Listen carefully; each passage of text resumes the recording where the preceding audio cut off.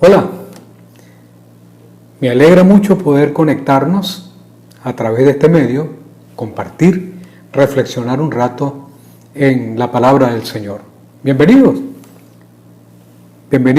a este tiempo de reflexión. Hemos promocionado el tema la iglesia en medio de cualquier situación. Y en estos días no es un secreto para nadie la preocupación, la ansiedad que tienen muchos líderes, muchos cristianos, de volver a la supuesta normalidad, volver al pasado, a lo que hicimos. ¿Cómo debemos comportarnos nosotros en este tiempo? ¿Volverán las cosas a ser igual? No lo sabemos. Pero hay características, misión, tarea de parte de la iglesia que no importa el tiempo, se mantienen. Y Pedro nos hace una descripción muy linda, muy hermosa al respecto. Permítame leerle un texto de ese escritor. Pero ustedes son linaje escogido, real sacerdocio, nación santa, pueblo que pertenece a Dios, para que proclamen las obras maravillosas de aquel que los llamó de las tinieblas a su luz admirable. Vosotros, que en otro tiempo no eran pueblo, pero ahora son pueblo de Dios, que en otro tiempo no habían alcanzado misericordia, pero ahora han alcanzado misericordia. Primera de Pedro, capítulo 2, versículos 9 y 10. ¡Qué interesante! Revisemos lo que Pedro nos quiere decir en ese pasaje. Por lo menos hay 4 cosas. ¿Tiene un lápiz para anotar? Anote allí, le va a ser de utilidad. La primera cosa que Pedro plantea en este texto es el pasado oscuro, la procedencia de ese pueblo, al que él llama escogidos, al que él llama elegidos de Dios. Segundo, muestra una nueva identidad de ese pueblo. Tercero, el propietario de ese pueblo. Y cuarto, la misión, la tarea que ese pueblo tiene por delante. ¿Está claro para usted? ¿Lo anotó? Espero que sí. Revisemos el primer planteamiento. Un pasado y procedencia oscura de ese pueblo. Él dice, en otro tiempo no eran pueblo. Para la época de Pedro, obviamente que habían muchos pueblos, países, naciones. Entonces, ¿a qué se refirió? Un pueblo se caracteriza por su identidad particular, dícese costumbres, cultura, principios, etc. Y eso lo podemos ver con claridad cuando hacemos referencia a cualquier país, por ejemplo Ecuador. Él tiene su historia, tiene costumbres, tiene sus formas propias de ser y vivir, especialmente formas de ser y vivir de un ecuatoriano, que es muy diferente a la de un peruano, a la de un colombiano o de cualquier otro país. Con respecto a lo que Pedro plantea, el detalle es el siguiente. Ellos, como el resto de la humanidad, aún perteneciendo a pueblos, tenían comportamientos divisores, separatistas, donde cada quien andaba, caminaba, se desenvolvía como bien le parecía. ¿No cree usted que se parece a muchos de los pueblos en la actualidad, a muchas de las naciones, a muchas de las comunidades? Bueno, Pedro hace referencia a ese asunto, mostrando sus divisiones, su anarquía, su caos, como comunidad o como grupo humano. Una segunda cosa de esa procedencia oscura es que Pedro dice que no habían alcanzado misericordia. En el pasado, las personas tenían que cumplir la ley completa, total. Si llegaban a violar un signo, una tilde, todo se acababa. Se consideraba no haber cumplido absolutamente nada. De allí que estaban completamente perdidos, según el planteamiento de Pedro. Pero hay una buena noticia.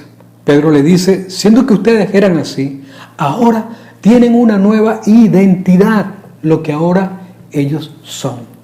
los llama linaje escogido, pueblo elegido por Dios.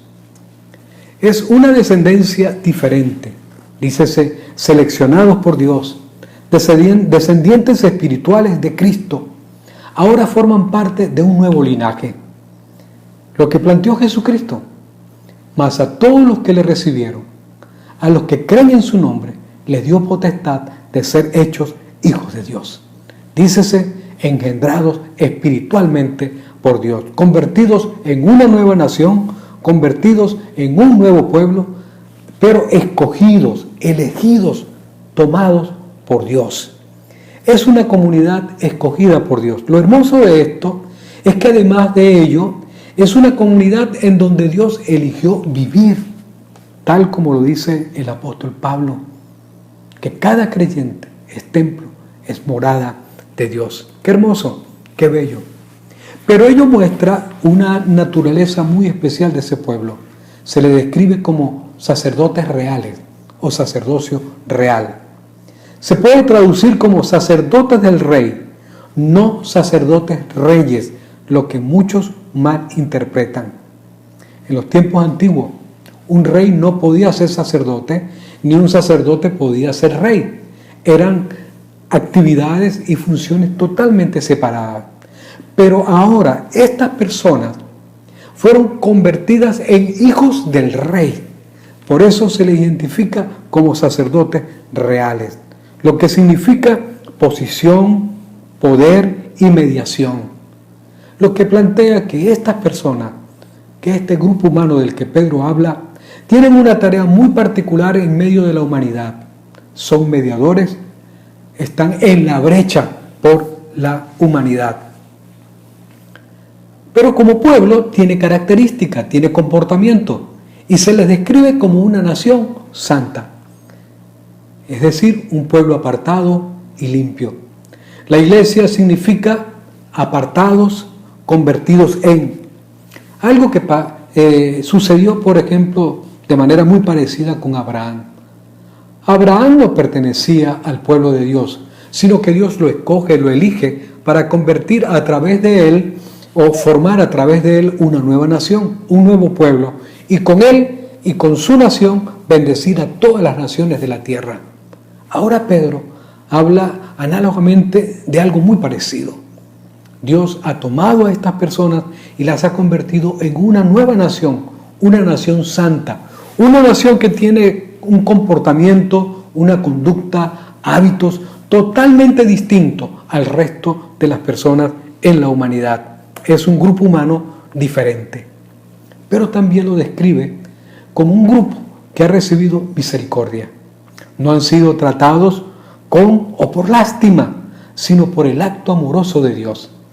Mi hermano, esto es muy bello, porque esto expresa que es un grupo de personas que ha disfrutado, que disfruta, que sigue disfrutando de la misericordia de Dios. Y ahora, ello ha producido alegría. Ellos se han convertido en una comunidad feliz, en una comunidad sana, en una comunidad regenerada por la misericordia, la gracia y el poder de Dios. El segundo planteamiento es que Pedro dice que es un pueblo que es propiedad de Dios. La pertenencia es de Dios. No es de un clérigo, no es de un pastor, de una organización, de una familia. No le pertenece a un grupo de familias como se observan en muchas de las llamadas comunidades cristianas actuales, en donde hay mucho de este problema. El propietario de ese pueblo es Dios. La propiedad es exclusiva de Dios. Recuerden la discusión en Corinto. Algunos decían, yo soy del superapóstol Pablo, o del superpredicador Apolos, o de Pedro, el que abrió la predicación en el día de Pentecostés.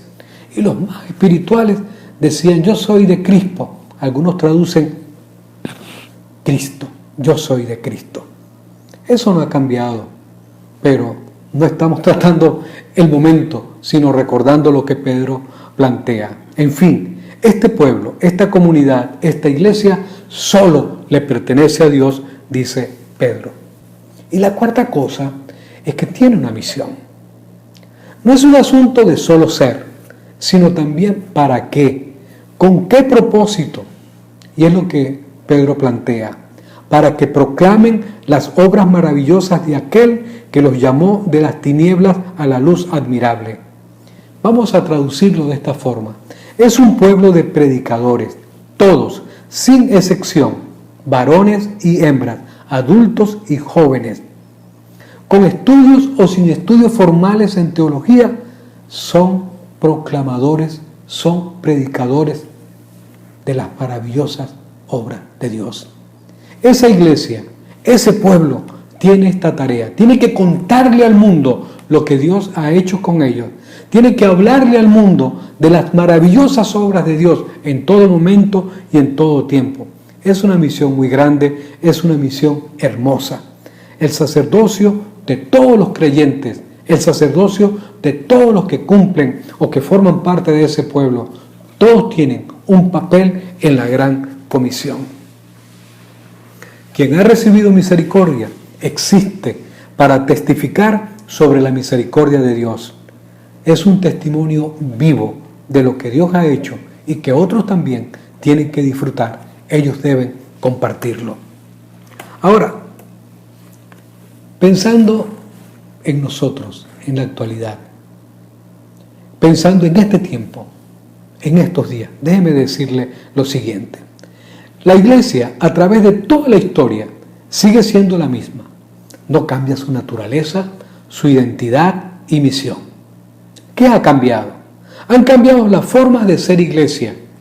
Y muchas veces esas formas de ser iglesia han estado muy lejos de esta descripción hecha por Pedro. ¿Qué lecciones nos da este planteamiento de Pedro? ¿Qué consideraciones es necesario asumir o revisar en medio de esta pandemia o en cualquier situación? Vamos a revisarlo brevemente y con ello terminaremos.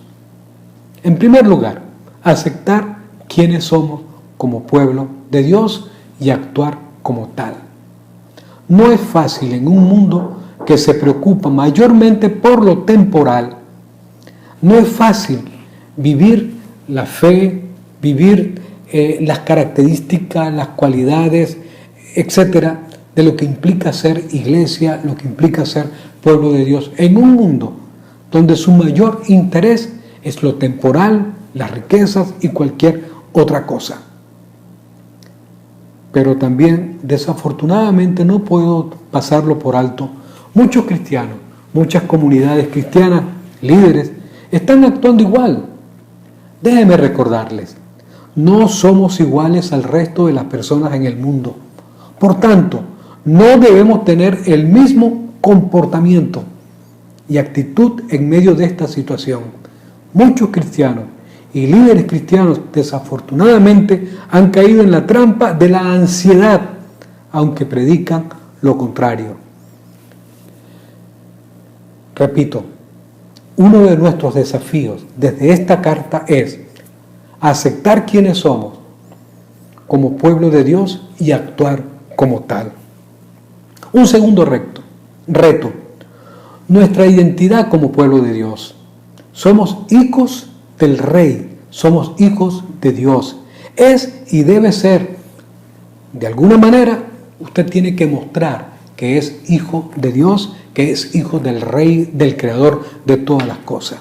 Por eso, en lugar de desesperarnos, desarrollar nuestra tarea como sacerdotes, ponernos en la brecha entre la humanidad y Dios, clamar por los gobernantes, por todas las personas.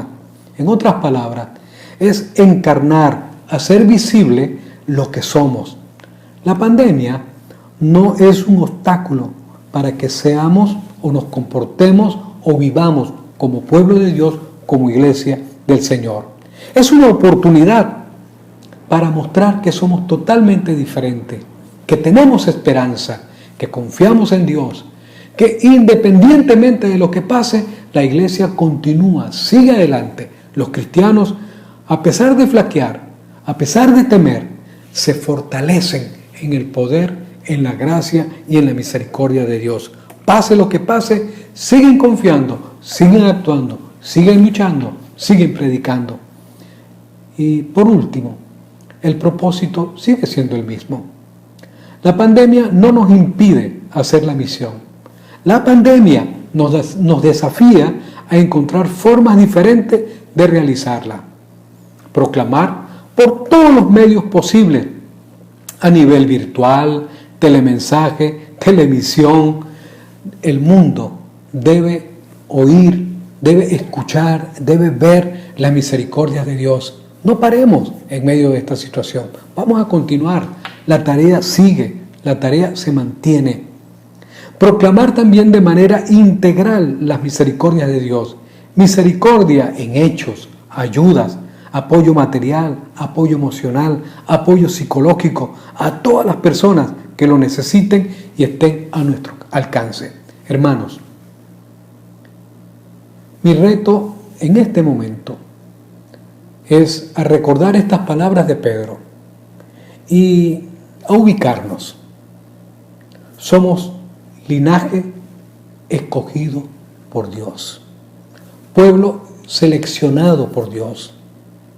Hemos sido convertidos en hijos del Rey. Hemos disfrutado de la misericordia del Señor. Somos de su propiedad. No tenemos otro dueño, no tenemos otro Señor. Y tenemos una enorme misión. El mundo debe experimentar de una forma u otra, a través de nuestro mensaje en estos días, en estos tiempos, de las misericordias de Dios. Vamos adelante. Dios les bendiga. Señor, muchas gracias por este momento. Muchas gracias por mis hermanos. Bendícelos en donde están y ayúdanos a hacer y a comportarnos y a cumplir con la misión que nos has encomendado.